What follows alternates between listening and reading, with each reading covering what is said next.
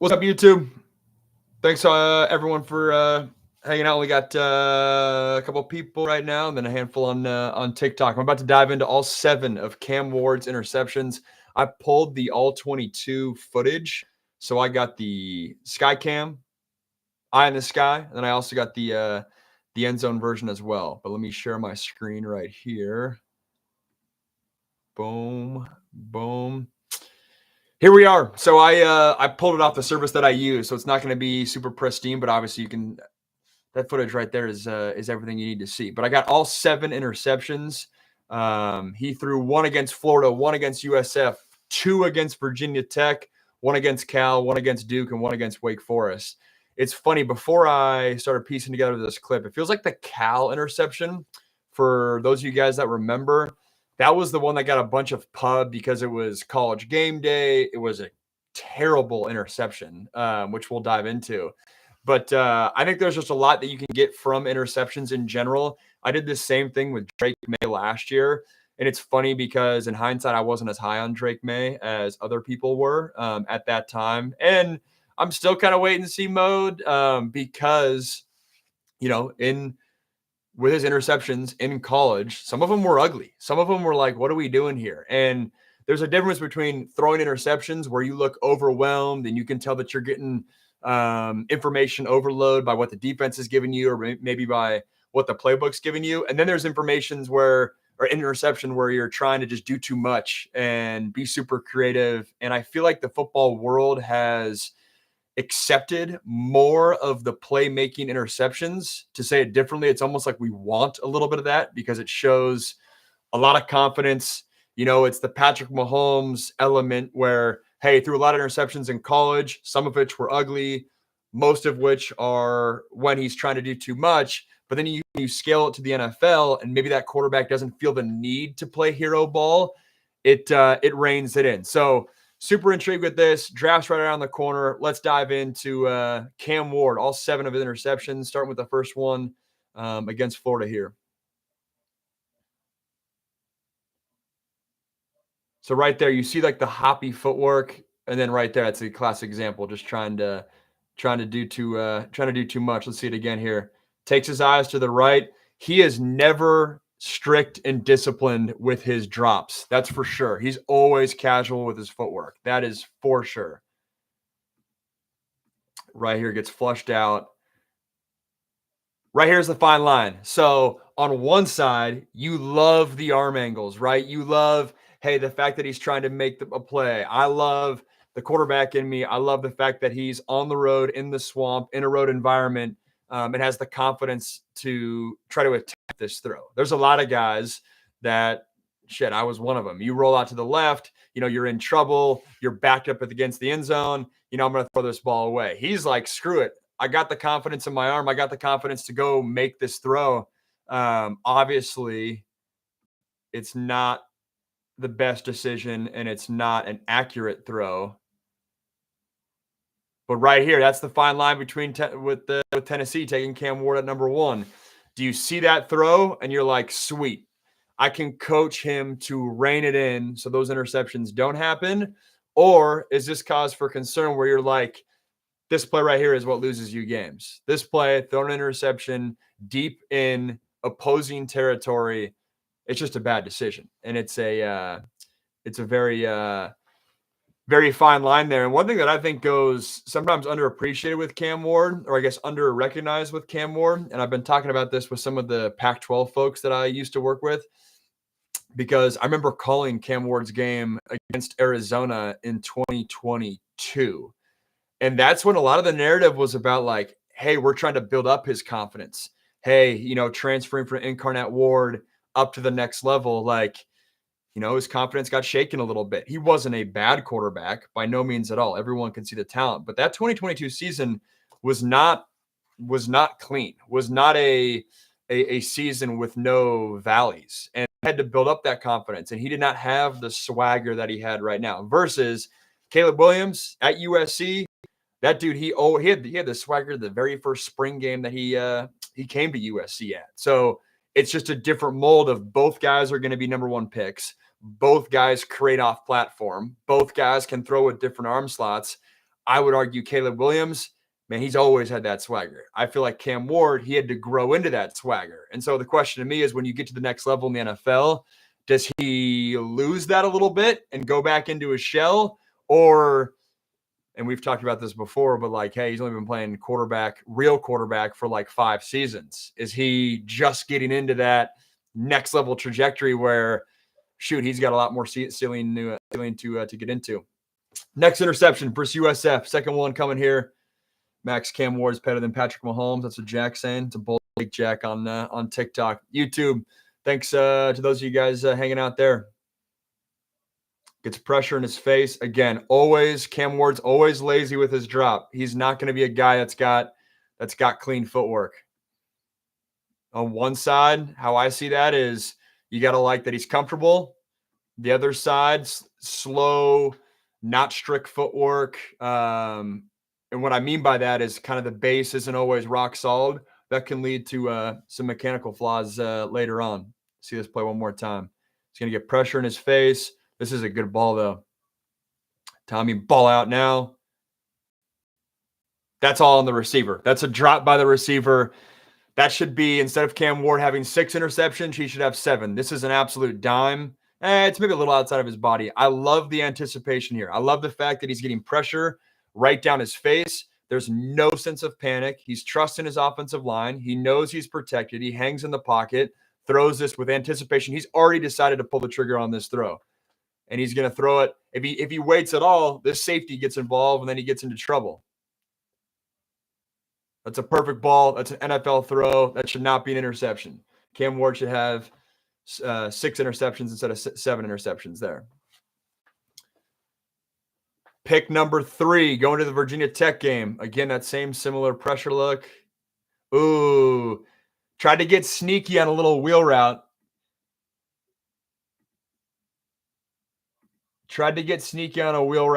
This is one of those things. I used to always hate these plays. When I was a QB, we would call it salsa at USC.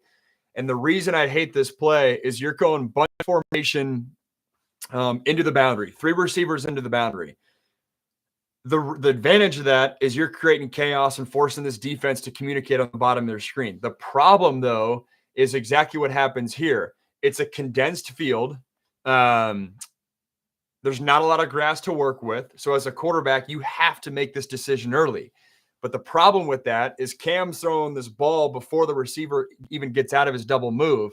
This DB then disconnects, runs off, and he's ultimately going to make this interception.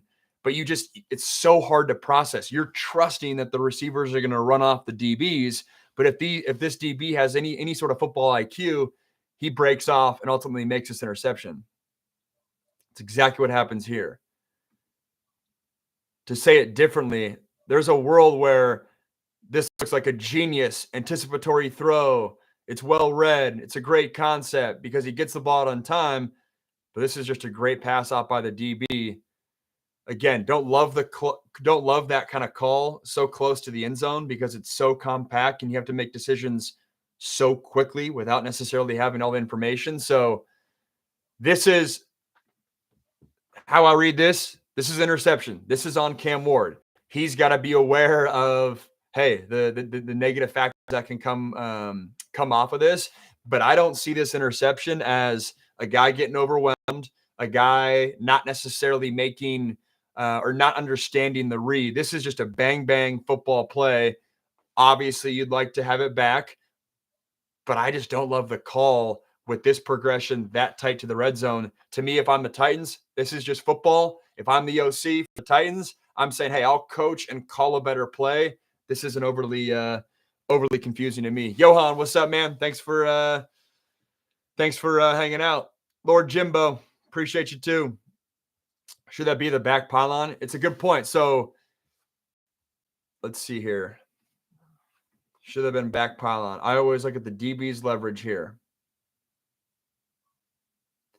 No, I don't mind it. Again, I just think it's bang because he's sensing that soft coverage, painted on the back shoulder. In his mind, he's protecting his receiver and not letting the DB get involved. Right there, as you can see, that DB is ahead of the receiver. So again, I don't necessarily mind the back shoulder. I just think to everything I said. I think it's a bad spacing and all that. If he goes over the top, you could make the argument that the DB is already over the top, so it's not really necessarily going to do anything by meeting you at the back pylon. See his footwork in the back camera view. If you're over there on TikTok, I got the footage on YouTube Live. Go over there to check it out. The all-22 footage. Let's check out his footwork. Look, see, it's sloppy. See, you could make the argument that if his footwork wasn't as loose, that and his footwork timed up with his arm motion, maybe he's able to feel this, feel the DB break off a little bit more and bring the ball back under. Like, watch this little hop at the end. So he goes 1, 2, 3, and then gets long and kind of does like the double pad, or like the little double. It's like a 3-step drop and then 2 baby steps. You don't need the 2 baby steps.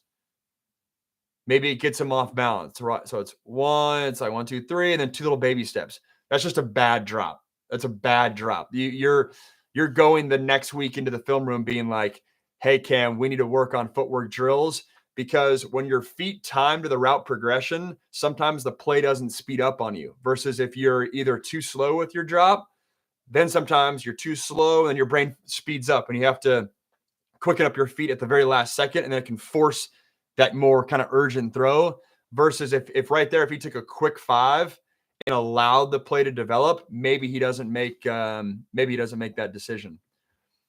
Number 2 versus Virginia Tech, again getting pressure, again trusting his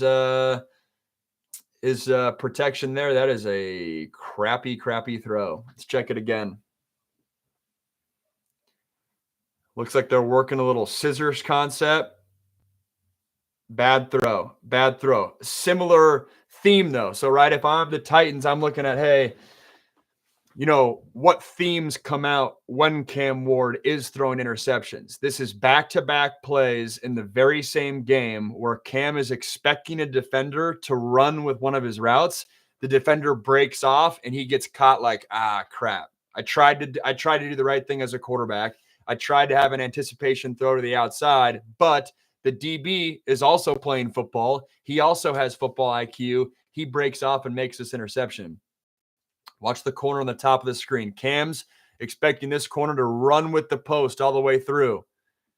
Corner doesn't elect to do that, breaks off, and it ends up being an easy pick. A pick as if, hey, it's like, what are you doing? Like, it looks terrible, but that's what happens. Cam's expecting this slot receiver to be wide open. Sorry, let me go back.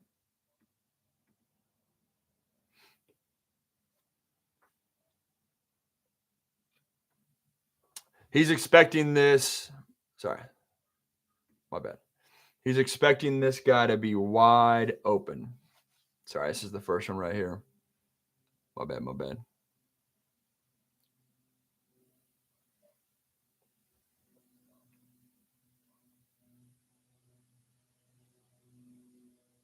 Oh, I'm tripping. Sorry. All right. Sorry. My bad. Gets pressure to his left. I like that he doesn't get panicked with the pressure. He's trusting his protection. He knows he's good to go. Right here, he's expecting this corner and this safety to go with the post over the top, and he's expecting this slot receiver to be wide open with the linebacker behind it. It's a misread. Would rather him come down either to his check down or his dig. I'd be curious, like if I was the Titans, I'm bringing up those last two interceptions, and I would hope that Cam walks through those interceptions exactly like I said. Poor footwork on the first one. If he has better footwork, he might not feel rushed to make that throw. Second one right here. Ooh, he had a little audible. What was that? So this is interesting. Where my head goes right now, like evaluating this. He's doing something, right? He has a guy going in motion. He goes some audible to his head and looks to his right.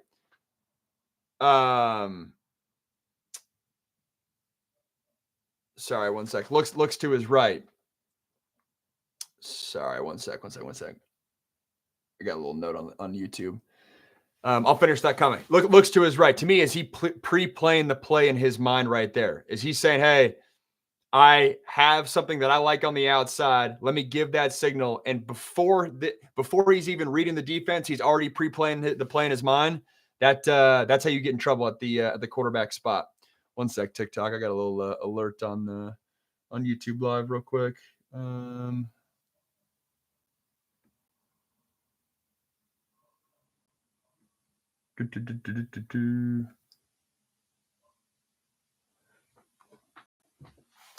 Because yeah, that's a tough look right there. Again, his footwork is not good. That'd be the biggest concern I'd have like day one walking into the building is like, yo, that is a recipe for bad mechanics all the time. And this is the worst one right here. Cal, this is the one that got a bunch of pub trying to make a play down in this ball game. But like all the classic cliches from the quarterback spot, you get flushed out, don't throw across your body, don't try to do too much, don't try to play out a system, throws the ball with literally 4 Cal defenders right around it. Terrible interception. Again, you like the fact that it's, hey, your quarterback trying to make a play and he's super athletic, but this is a terrible pick.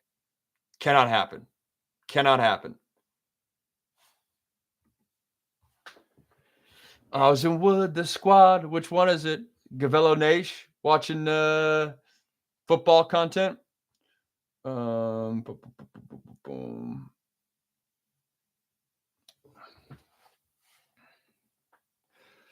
This is the most concerning one for me by far. Is the especially for those of you guys on YouTube, I can see the comments over there. Yeah, that throw is absolutely terrible. Like, it's one thing to have confidence. It's one like that play could have easily lost in the game. I don't know how they somehow made a comeback, but like that play, that pick doesn't happen.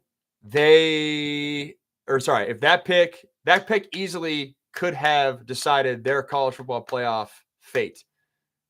Easily could have lost that game. Wouldn't even been in the conversation for the CFP late.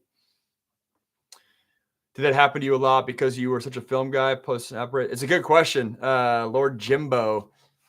Yes, he's basically asking, like, because I was such like a film junkie, do you sometimes pre-play the play so much in your head because you've watched so much film that like you almost feel like it's like when you're taking a test, it's like, you know, you read the first 5 words of the question, you're like, oh yeah, I know the answer to that. I know how to do that.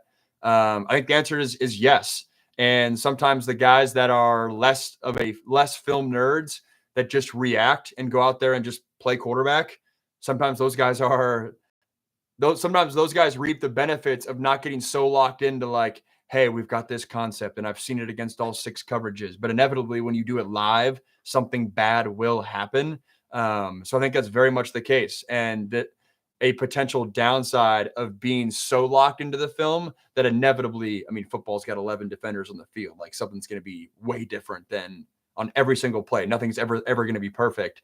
Also, kind of why I had beef with coaches sometimes over scripting plays. Like, to me, you can over script. Like, I used to have coaches that would like scheme the perfect defense for this, or like the ideal defense that we want or we think we're going to get against this specific play in the first 15 play calls. Well, sometimes that can be overkill, you know, because that's just not reality. That's just not reality. That wasn't even a cue in the chat. Rocket Guy, yeah, it was. We're over there on YouTube. Lord Jimbo 2 sent it. Again, right there. For those of you on YouTube, again, right there. That pick is the same exact thing as it was on versus Cal. These are terrible interceptions. Can't do it. Terrible decision. You're getting hit. You're throwing the ball across the way. Like, terrible decision.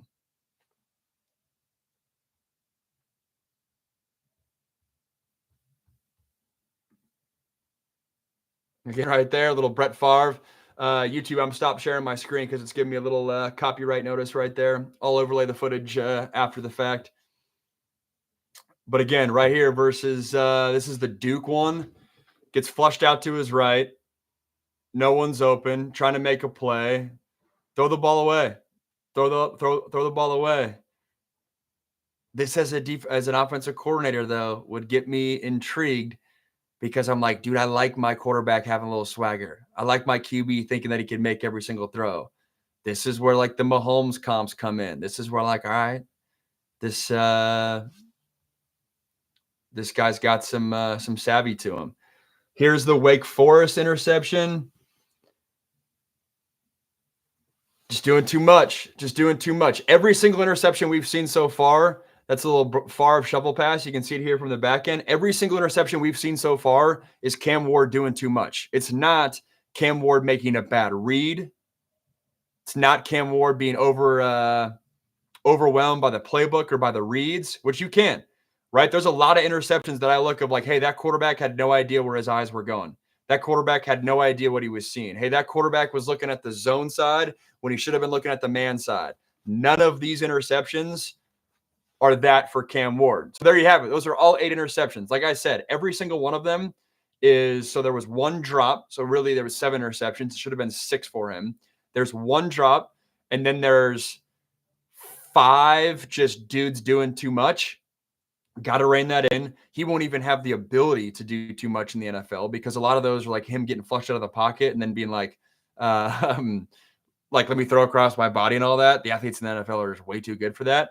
And then there was the one outlier there. So in terms of the 7 interceptions for Cam Ward, if I'm the Titans, there's no concern that the NFL is going to be, too big or some huge groundbreaking, like, man, this is a big deal. I point to, don't do too much. If I'm a coach, I'm saying I can coach that out of my quarterback. And then 2, it's his footwork. Footwork. That's the thing he's got to dial in. There's a difference between being comfortable and being smooth and being what looks like getting cozy in the pocket, and then that working against you where you don't have fundamentals you can get back to, you don't have a strong base, and then it ultimately gets out of hand with your mechanics. So that was fun. For those of you guys on YouTube, I'll clip out the meat of those videos and then make a YouTube long form video on the 7 Cam Ward interceptions. Let's pop back to the questions though for the rest of the time. Johan, I appreciate the improvisation aspect. The coaches are going to scream at him every week to hit the check down. 100%. 100%. It will be interesting if that's something that he can get out of his system, though, because he had a little bit of that at Washington State. Okay, fine. Then he needed to say less. Mock draft. I've asked this 1,000 times. Did you ever consider transferring to South Carolina when you went to Pitt? I've never seen that question before. Sorry, I missed that. Thanks for the question. So funny enough, I actually almost moved to Charleston, South Carolina when I was in 8th grade. My dad worked for Boeing, and I almost went to Somerville High School. Fun fact, where AJ Green went to high school.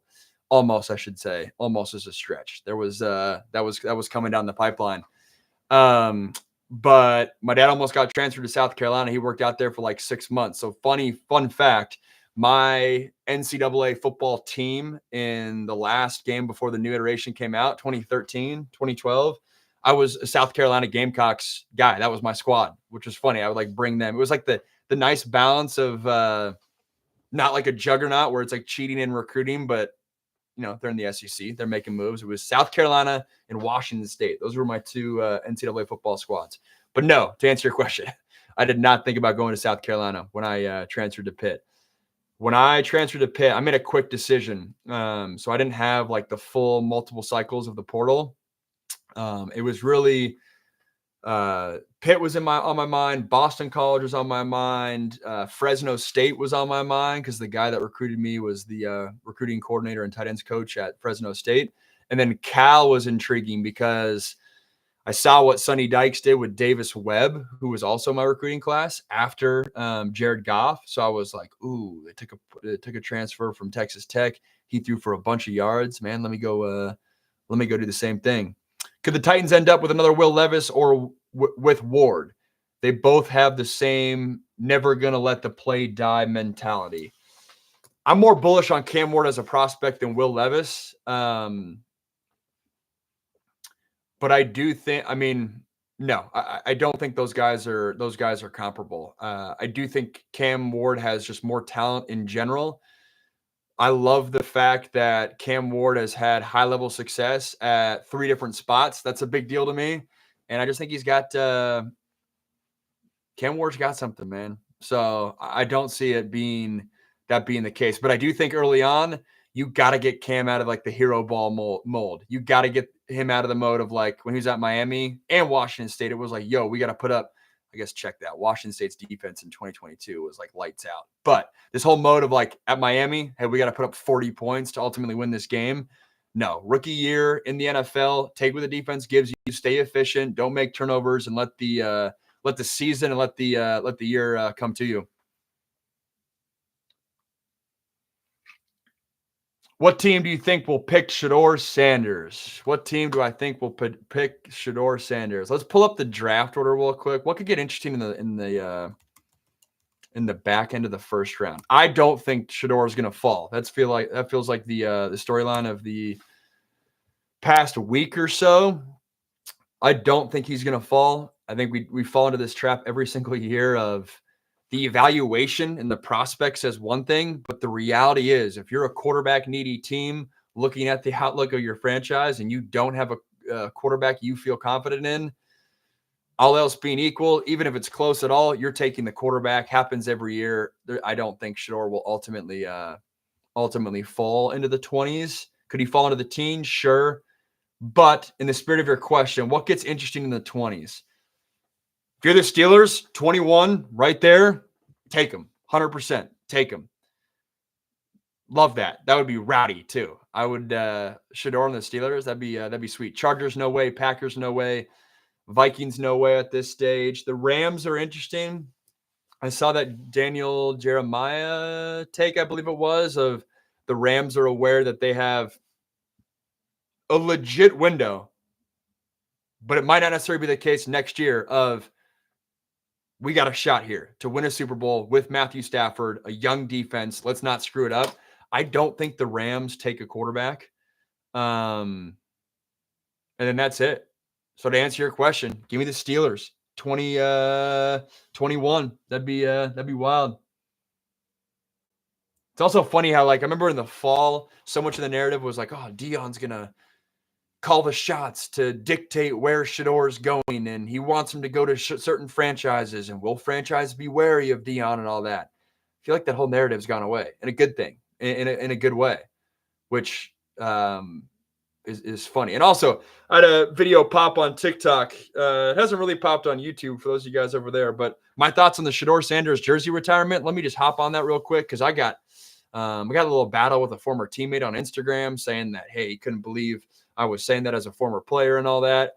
I think I stand on business. I think Shedeur's jersey retirement is not right. I get why he did it. I think it's strategic of the timing when they did it. They did it really quick after his college football season, before his NFL season.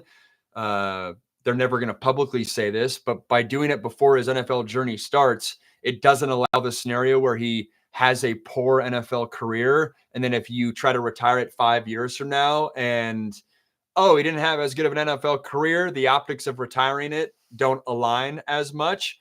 And then I got a lot of pushback for this take, but I think it's very much a factor. If you're Rick George and you're Colorado's AD and you don't want to keep searching for the next head coach, he's already hired, 3 head coaches at Colorado. He wants to keep Deion. He doesn't want Deion to leave.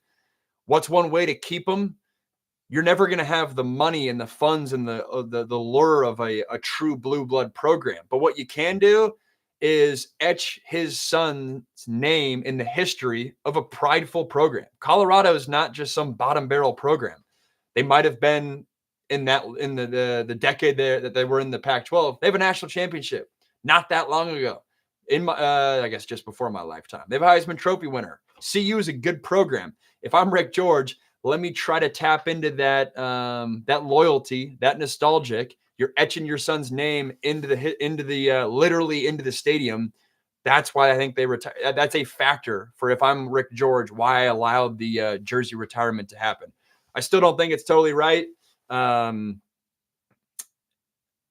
reality is, if his last name's Jones, I don't think he gets his jersey retired. There's a lot of quarterbacks that have had great 2-year runs that their jersey is not retired at their given school. I think this decision has a lot of different angles, but it's very much being recency bias. Joey, what up, man? Love your work, dude. Super funny. Here from Vic's side of the world, she just called me. I just ignored her call. That's my wife picking up lunch.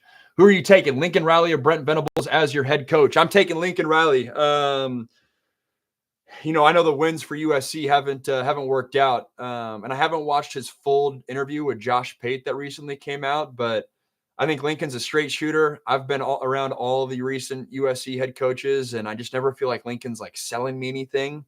For the most part, I think he owns up to his, what's changing, where he may have faulted, where things may have gone wrong. The most interesting thing that I heard was a little clip in that Josh Pate interview is how he acknowledged going all in the transfer portal in year 2, the second year for Caleb Williams. And that probably wasn't the best decision.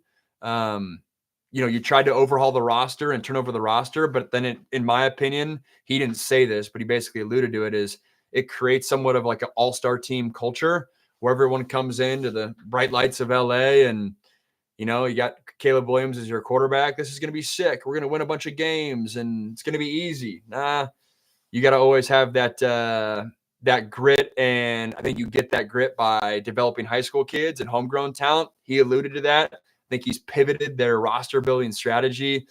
USC's got a lot more NIL wise, but big picture, I'd take Lincoln Riley. I am intrigued to see how his play calling adjusts this year, though, because I thought last year he tried to do too much and get too creative with the play calling. Doesn't need to do that.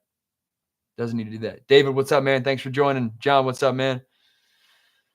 What SEC coaching positions will be open after this season?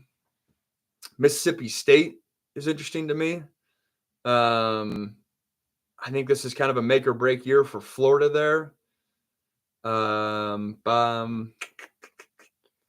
Lane Kiffin always getting the bump up is always interesting. Like if Ole Miss were to have a really good year, I don't know what other jobs you guys think. Probably pivotal year for South Carolina, but they did get some good things last year. Say Kentucky. Kentucky's a good one. Let me run through the SEC schools. What SEC schools?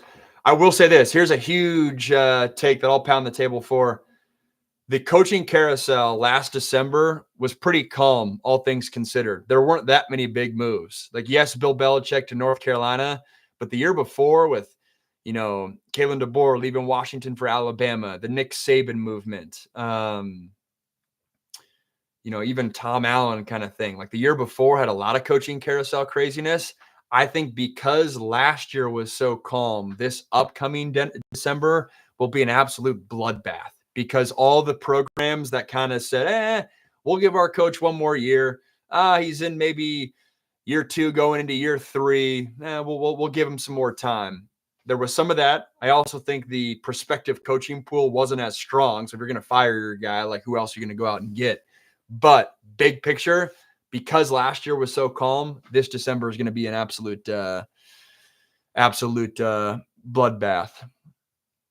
Carlos Vasquez, what do you think about UCLA's quarterback situation? So I'm talking this Thursday with Ben Bolch, the lead UCLA beat writer. I'm posting a YouTube long form video, getting his thoughts from a Tennessee beat writer. Going to try to get some more national YouTube guys. JD Bukel, the homie, trying to get his thoughts on it all. But I'm going to dive into that. So check it out on YouTube. Posting long form content there. I'm excited for that video. I think if you're UCLA, you had to do it. Nico's upside. I know, a lot of you guys out there like, Nico's trash, man, and all that. I think Nico is a victim of the expectations that he went into college with, because if the expectations are you're supposed to be the number 1 quarterback taken in the draft in 2026, and then when you just become like a good college quarterback, a solid college quarterback, it always feels like a letdown. Versus if his expectations were like, hey, he's a modest 4-star quarterback, well, then I think we'd think Nico's a quality college quarterback kind of thing. And some of the expectations are working against him, but Nico's still got that upside. I don't think he should have left Tennessee. I've said this on multiple content pieces. I think there's a huge part of this whole story that we're missing. It makes no sense for Nico to go to UCLA from a football sense.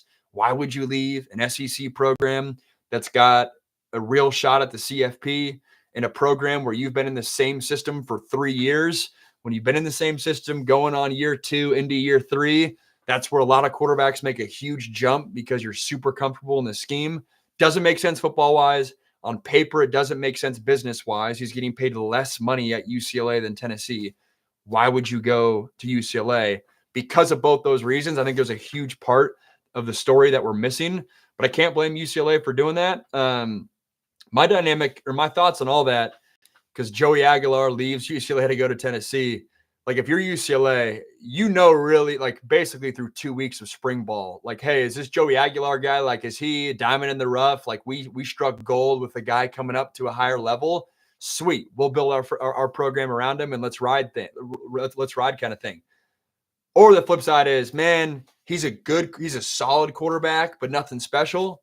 Well, then you take your chances on a guy like Nico. So I got no problem with it from a UCLA perspective. But how fast can Nico get up to speed in a new system, coming off a system where he's been there for 2 years, 2.5 years? That's tough and not always the easiest thing. It's not like hoops where you could roll out the ball tomorrow and Luka can play with LeBron. Football's a different beast in that regard.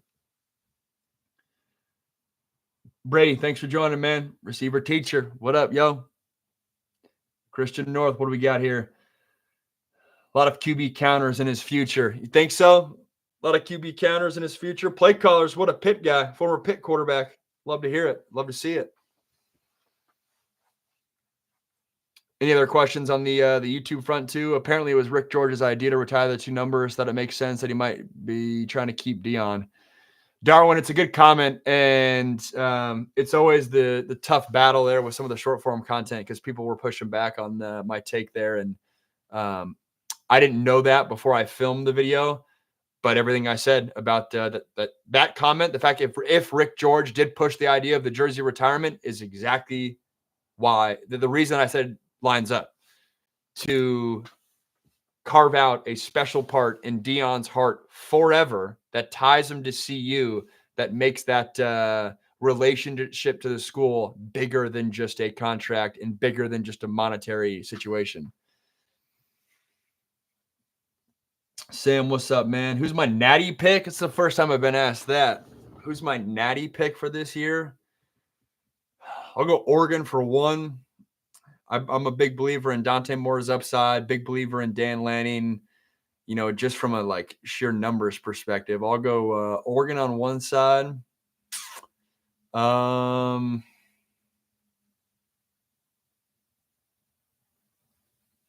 coming out of the SEC. I don't know. In case this gets clipped, I can't. I'm not going to go there yet, but I'll go Oregon for 1 team for sure. Cam Ward has a beautiful deep ball and is very calm in the pocket.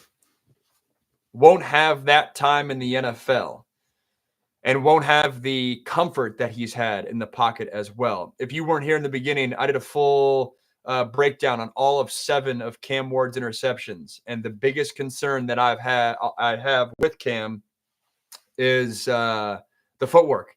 Because on one side, yes, it means that he's comfortable and relaxed in the pocket. But when you have relaxed footwork and not crisp footwork, sometimes your mechanics can falter, and sometimes the timing of your footwork doesn't match up with the route concepts you're seeing.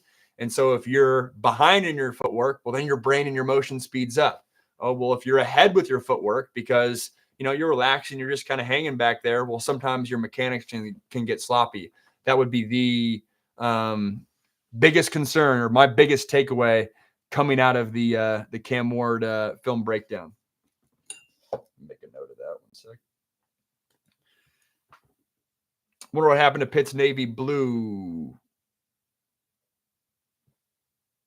Wonder what happened to Pitt's navy blue and gold.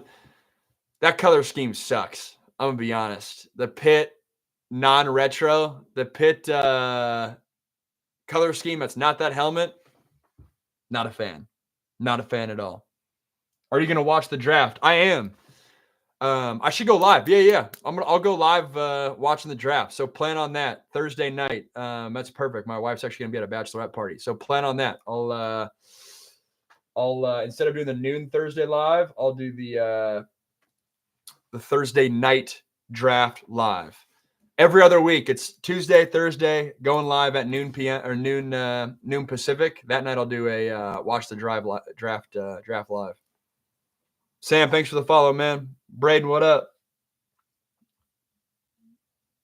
JB, JB 100. I was thinking about Florida, dude. I was thinking about Florida. And it's funny that we're talking UCLA and Florida because I'm super high on J. Michael Sturdivant. I haven't kept up with Florida's spring news at all. He is a baller at receiver. You go DJ Lagway and Sturdivant. That's a good combo. But I also feel like Florida is the darling of the offseason just in general. Who was the darling of the offseason last year in college football that everyone was kind of a team that's not usually is Ole Miss. Probably Ole Miss was everyone's darling last year, right? Yeah. Yeah. Like, oh, who's the team that could really turn the corner? John, thanks for joining, man. Who's your draft QB3? My draft QB3 is Jackson Dart. Jackson Dart 3 right now for me. Kyle McCord is very interesting to me. So I wouldn't be surprised if he goes QB4. It wouldn't even surprise me if I could see him going QB3. Everyone loves Jackson Dart. But Kyle McCord at QB4 is interesting for me. And then Quinn Ewers at 4-5 slot. I'll go Quinn at 4 and then Kyle McCord at 5. I've been on Kyle McCord, and I've said it a bunch on my lives and YouTube, so I won't keep saying it. But I called 3 of his games last year. I think he was asked to do a ton for that offense. I love the fact that he kind of bet on himself and showed the grittiness and the perseverance to go to Syracuse and kind of bet on himself there. And then for Quinn Ewers, I look at that whole situation at Texas, and I think he will have less pressure going into the NFL if he were to get meaningful snaps. And he's one of the only guys that's actually the case. Cam Ward's going to have more pressure. Shador's going to have more pressure. Jalen Milroe's going to have more pressure because he's going to be asked to do more from the pocket. But Quinn Ewers, with all the expectations and the pressure of going to Texas and then having the arch chaos sitting behind him, and if he had ever had one bad drive, people are calling for the next man up, coupled with all of the upside that Quinn does have, he's a guy. I wouldn't take him first round. I wouldn't take him second round, but third round, if you like some of the things you're seeing on film, he's a guy that I wonder if his best football is ahead of him. My biggest concern with Quinn Ewers, though, is can he drive the football? He throws a lot of level 2 balls, anticipation, not floating the ball because floating has a negative connotation, but I don't think driving the ball is his strong suit. I think that's something you have to do in the NFL. So that would be my biggest concern. Did I play with Reggie Bush? No, I'm not that old, but Reggie Bush was who I was watching as a little kid. That planted the seed in my brain as a West Coast kid of UCLA is the pinnacle. Ty, thanks for sharing the live, man. Todd, what up? I did do a brand deal with Reggie Bush last month. We did a Modelo partnership. He's a big Modelo sponsor, and I've done content with Modelo as well. Good dude. Hooked it up with some of the Travis Matthew golf clothing. He's got his own line with Travis Matthew, so we're doing that. Or we were wearing that, I should say. Any of your college teammates still in the NFL? My college teammates that are still in the NFL, still having success. Uchenna Nwosu. If you would have told me that Uchenna Nwosu was going to be one of my most successful college teammates in the NFL, I knew he was legit. I knew that he'd be an NFL guy. But he's going on what, year 8, 7 as a really good high-level edge rusher in the NFL? I don't know if I was expecting that because he was kind of a tweener body guy in college. Was he an outside linebacker? Was he a defensive end? And he just kept getting bigger. So Uchenna, Leonard Williams, Sam Darnold, Juju Smith-Schuster, Kevon Seymour. That's one thing for the USC people in this. Kevon Seymour was a relatively average corner at USC, just in general, in terms of like how fans remember him. He got hurt, struggled with injuries. That dude's in like year 10 in the NFL as a corner, which is really hard to do. Kevon Seymour also like A1 dude. So pumped for him that he's had the career he's had. Who else? Ronald Jones. Who's Rojo with these days? But he's up there. Yeah.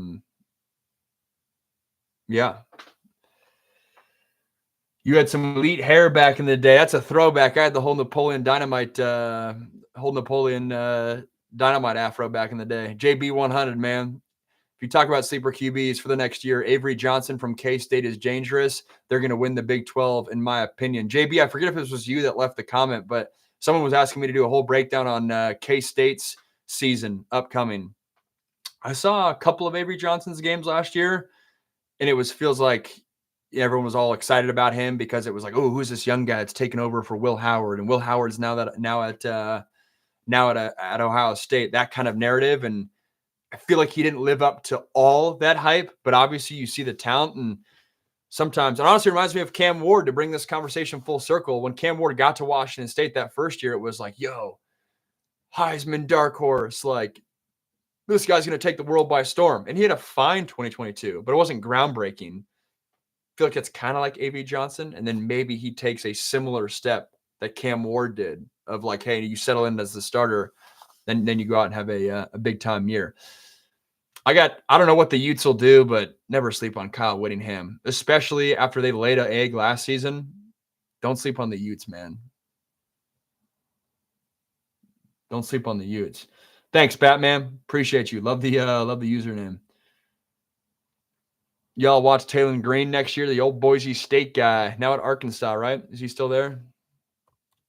The transfer portal always screws with me. Yep. Utah's like cockroaches. They're always just hanging around, won't go away.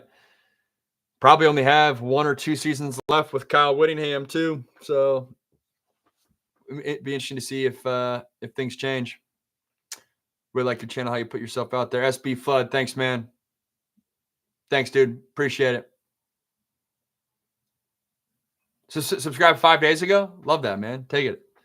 I know I resemble Joe Burrow. We know. You like scat in the second round, McCord to Seattle? Scattaboo, I have a hard time. No, to answer your question, I do not like Cam Scattaboo in the second round. Yes, he's a stud, but this running back class is loaded. To put a second round pick on a guy like Cam Scattaboo, not there. I think there's value more like mid round, late round. And then with Seattle's picks, let me look at the Seahawks picks. Where do I think they could go? Kyle McCord here. Number 2, 50 overall. That'd be interesting. That 50 overall is probably like as early as I could see Kyle McCord going, where for some people it's like, oh, what? 50 overall? Where did this come from? That's real interesting. And they have 52, and they have 82, and they have 92. So to answer your question, I lost the comment of who said that. Kyle McCord to Seattle is really interesting.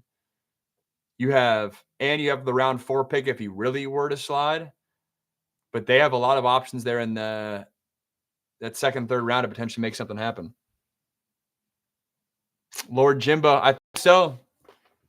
We'll see though. We'll see again. Maybe it's the 3rd or 4th round, but I think that's part of the attraction with Sam Darnold is you commit to him financially, but you only did it for 3 years. I think you can make the argument of Seattle's been a little bit in limbo, not knowing who their next guy was going to be after Russell Wilson. That's what got them in this situation.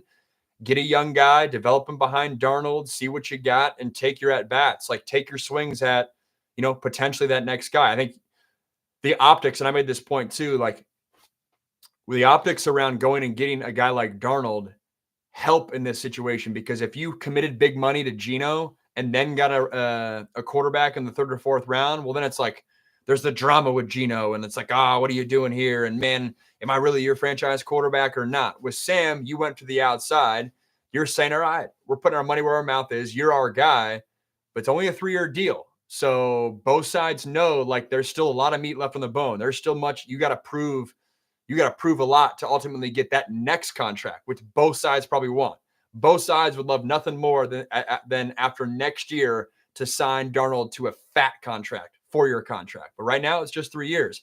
It wouldn't surprise me if the Seahawks still take a quarterback, 100%. I'm going to say Ward for sure, but his floor is incredibly mediocre, a la Justin Fields. I think Cam Ward's ceiling is higher than Justin Fields because I think Cam Ward's a better passer from the pocket. I think Fields, because he had his legs on third down, that always being a factor, that always being somewhat of a safety net because he's a notch more dynamic and powerful with his legs than Cam Ward. I think Cam Ward is higher than Justin Fields in that. SB Flood, ND fan, and AZ for what it's worth. Coast to coast, baby. Coast to coast.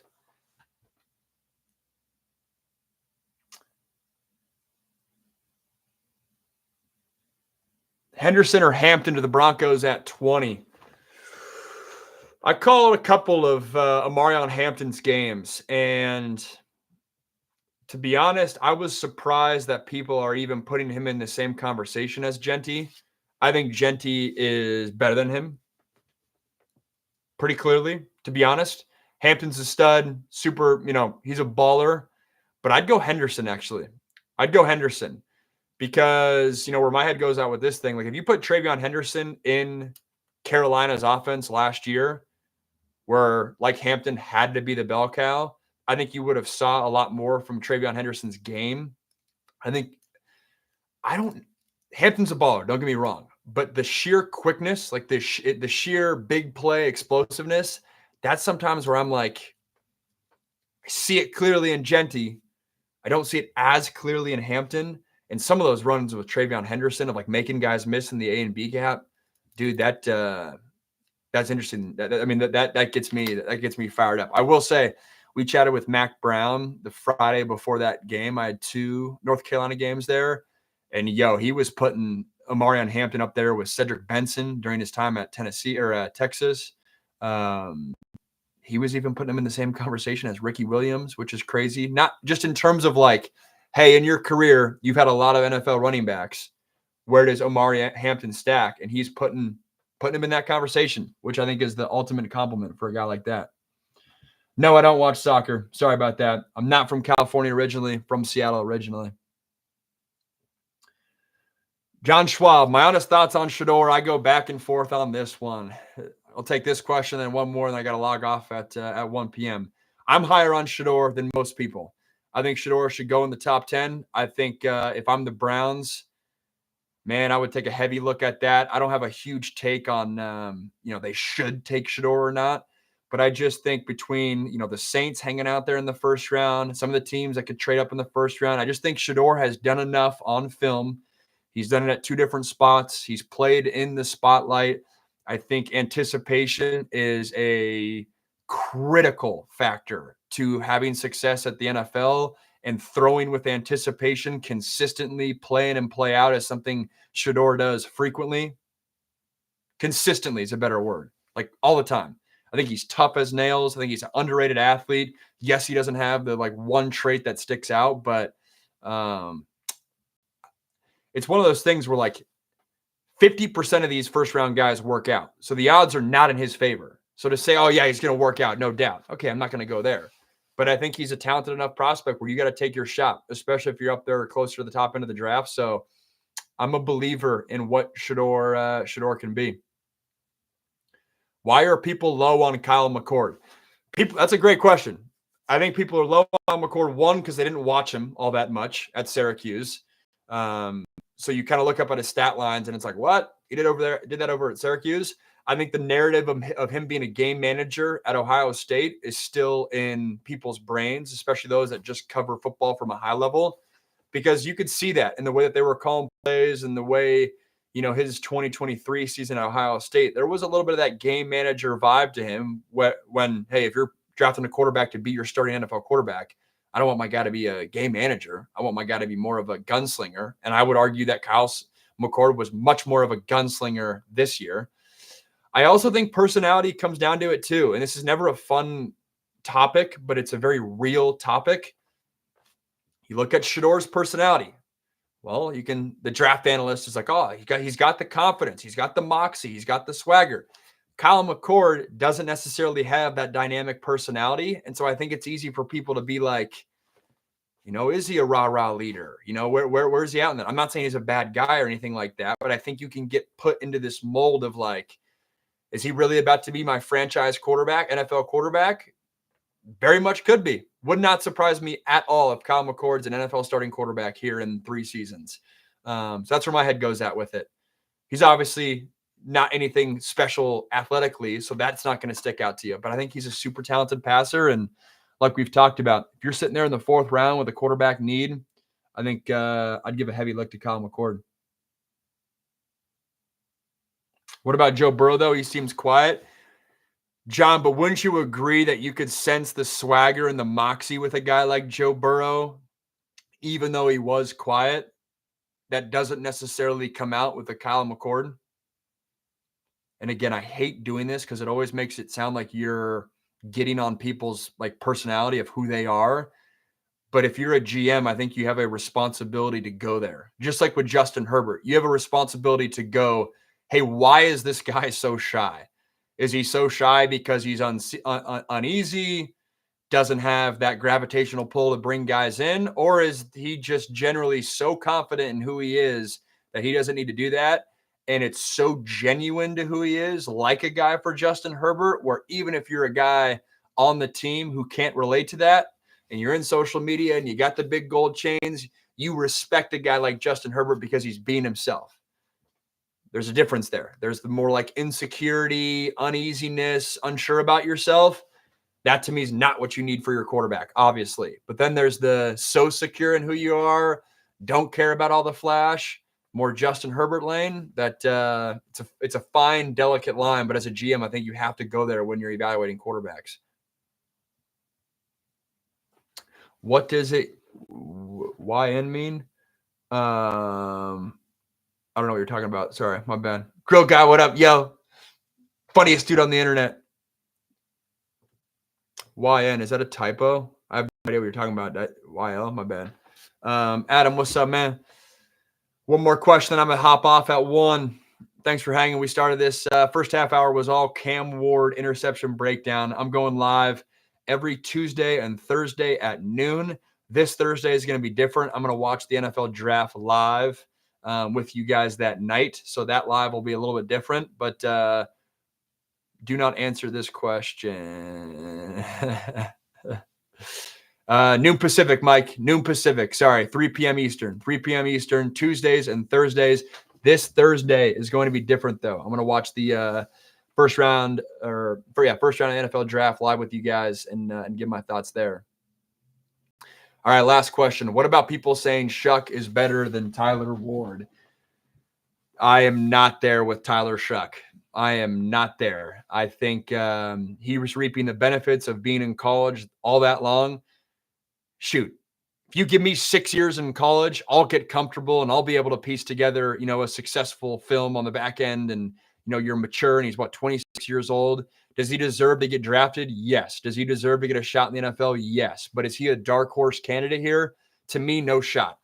To me, I'm taking the upside of a guy like Quinn Ewers. I'm taking the upside of a guy like even Jalen Milroe. I'm taking the upside of a guy like Kyle McCord. Even a Will Howard, what he did at Ohio State and handling that pressure before I'm taking the upside of a guy like Tyler Shuck. I worked in the Pac-12. I remember the early days of Tyler Shuck. It wasn't bad, but it wasn't always the prettiest at Oregon. And yes, you could say, oh, Max, that's years ago. I do think there is a correlation to guys that have success early on in college, and therefore they're able to transition from high school to college in a relatively seamless way. Those guys are the ones that then can translate from college to NFL in a more seamless way. To me, Tyler Shuck didn't have that transition, and he needed that seamless transition. He needed, deep into his college career to get comfortable. I look at the guys that I played with, the 2 most successful guys, the guys that are still playing in the NFL, Kenny Pickett and Sam Darnold. Of all the freshman quarterbacks that I played with, those were the guys that had the flattest learning curve adjusting from high school to college. I think it's a big reason why they were great college quarterbacks, obviously, but then it allows them to transition college to NFL as well because the whole speed of the game thing doesn't come up as much. And that's where I'm at. not as high on Tyler Shuck as the rest of the football world. But that does it. That's noon to 1. Thanks for hanging, guys. If you're on TikTok, go check out all the YouTube long form stuff I'm doing over there. This is fun. I'll see you Thursday. Going live again for the first round of the NFL draft. Thanks, guys, for hanging.